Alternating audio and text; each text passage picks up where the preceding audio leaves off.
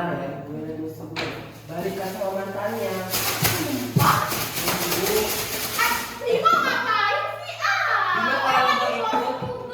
Kalau mau ikut mau diikut ini. Iya, bilang aja mau ikut sih. Kepo ya. Kepo betul. Terus nah. Kaget kemarin kan cerita banget tuh Ya, sama. sampai ulang tahunnya aja kayak dirayain banget. Ya kan? Kok tiba-tiba malah balik sama mantan sih? Ya kemarin kayak yang kemarin dijadiin apa sih? Iya kan? Padahal mantannya udah punya pacar. Selingkuhan gak sih? Fix sih, fix. Assalamualaikum warahmatullahi wabarakatuh. Warahmatullahi wabarakatuh. Selamat pagi anak-anak. Baik banget ya sih. Gimana kabarnya? Sehat? Oke, baiklah kita kembali bertemu dalam pelajaran ekonomi. Dan hari ini kita akan kembali membahas tentang kelangkaan dan bagaimana cara manusia memenuhi kebutuhan hidupnya yang tidak terbatas. Anak-anak, sekarang coba perhatikan ya di lingkungan kalian, sekitar kalian, tempat tinggal kalian. Pernah mendengar kan bahwa barang-barang itu setiap waktunya cenderung naik harganya.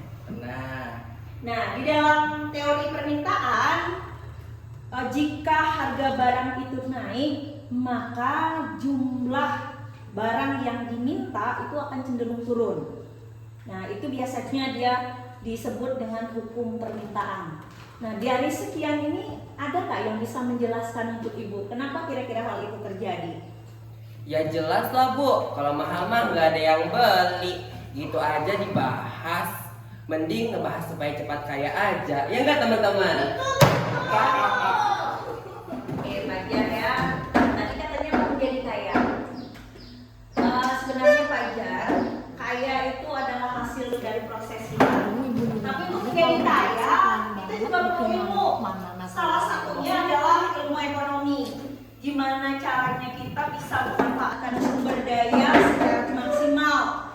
Nah, sumber daya ini kalau kita pergunakan dengan baik, itu akan menjadi sumber kekayaan. Oke, baiklah. Sekarang perhatikan kurva yang ada di depan ini. Ini namanya kurva permintaan, seperti yang sudah Ibu jelaskan tadi. Atau dalam bahasa Inggrisnya dia disebut dengan demand and supply kurva. Sekarang kita lihat dulu bagaimana pergerakan barang apabila dia mengalami kenaikan. Panjang. Ya ada lagi kantin juga. Fajar, Bimo. Sebentar ya. Tolong perhatikan dan hargai teman-teman yang lain yang ingin belajar masih dengan Ibu. Ya. Udah lah Bu, mending saya ke kantin aja daripada ngeliatin materi Ibu. Jadi papan tulis itu. Ayo mau kantin aja. Ayo. Fajar, Bimo, duduk. Pelajaran Ibu belum selesai. Tidak Ibu izinkan keluar. Duduk kembali. Ibu kan baik, Ibu kan guru paling sabar di madrasah ini. Masa ngasih kita izin aja, pelit banget. Santai aja kali Bu.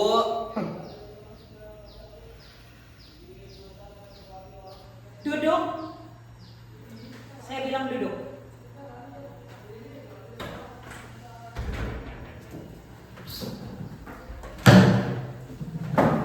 Duduk. Diam.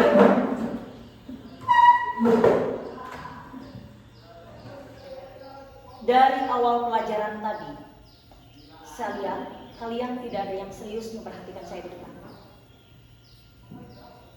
Kalian anggap apa saya di depan?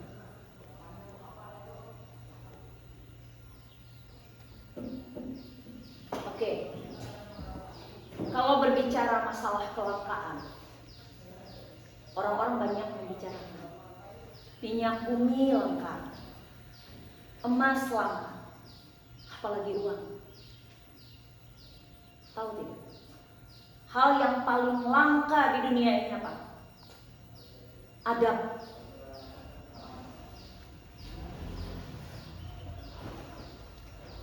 Oke, ibu sabar. Tapi bukan berarti ibu lemah.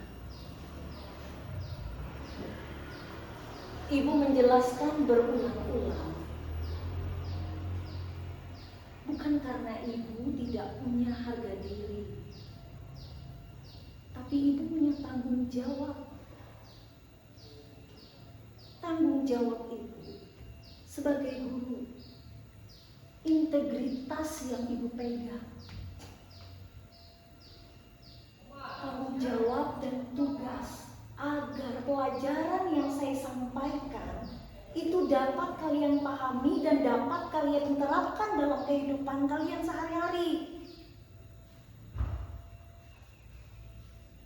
Yang ditulis di rapor itu bukan cuma soal angka, tapi bagaimana nantinya setelah kalian lulus mampu mempertanggungjawabkan angka itu. Menjadi apa? Menjadi orang yang baik, menjadi manusia yang berguna di lingkungan kalian. Paham? Paham.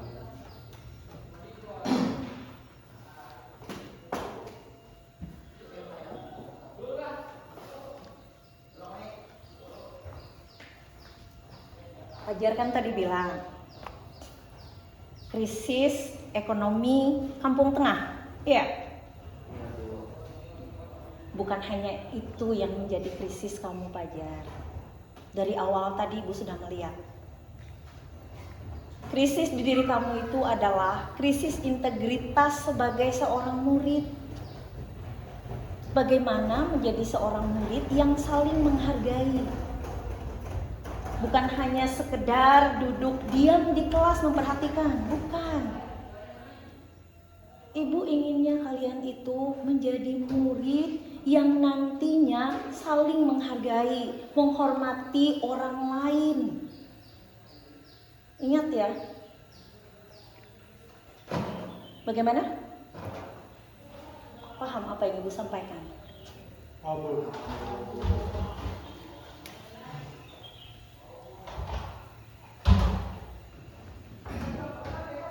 Paham. Sebenarnya Ibu itu tidak berharap muluk, tidak berharap kalian itu menjadi super jenius di pelajaran ekonomi, tidak.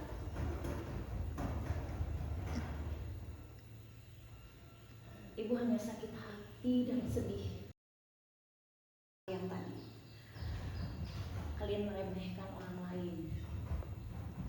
Ya kalau ibu tadi ibu tidak salah lah. Tapi bagaimana dengan guru lain? Bagaimana dengan teman-teman kalian yang lain? Ibu lebih bangga kalian itu bisa memuliakan orang lain, menghormati orang yang lebih tua, daripada kalian mendapat nilai bagus tapi nol akhlak dan adab. Lebih baik kalian dapat poin 50 tapi adab bagus, akhlaknya bagus. Sekarang kita lanjutkan pelajaran kita.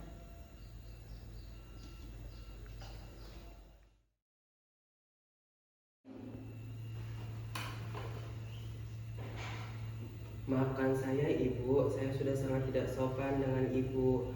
Saya sangat meremehkan Ibu. Ibu maafkan. Saya juga mau minta maaf dulu. Aku juga minta maaf karena udah menyanyikan ketulusan ibu. Nggak apa-apa.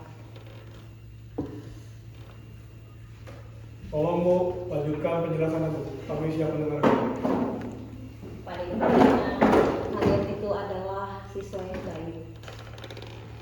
Ya saya memaafkan kalian. Tapi ingat, dimanapun kalian berada, rasa hormat itu tetap dijunjung tinggi. Ya Bu. Oke, baik.